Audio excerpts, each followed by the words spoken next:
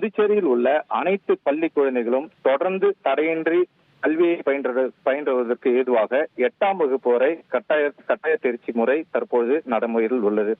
இந்நிலையில் கல்வி உரிமை சட்டத்தின் கீழ் விதிமுறைகளை திருத்தம் செய்ததன் காரணமாக 5ஆம் வகுப்பு முதல் 8ஆம் வகுப்பு வரை தேர்வுகளில் தேர்ச்சி பெறாத குழந்தைகளுக்கு 2 மாதங்களில் மறுதேர்வு முறையும், அதிலும் தேர்ச்சி பெறாத குழந்தைகளுக்கு அதே வகுப்பில் ஓராண்டு பயில வேண்டும் என்ற முறையை மத்திய அரசு கொண்டு வந்துள்ளது.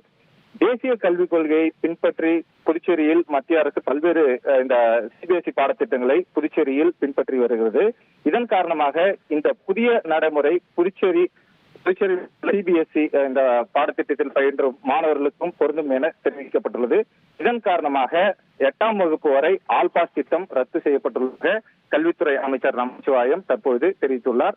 இதன் காரணமாக இனிவரும் தேர்வுகளில் 8ஆம் வகுப்பு வரை ஆல் பாஸ் திட்டம் ரத்து செய்யப்பட உள்ளதாகவும் கல்வித்துறை அமைச்சர் தெரிவித்துள்ளார். தகவல்களுக்கு நன்றி.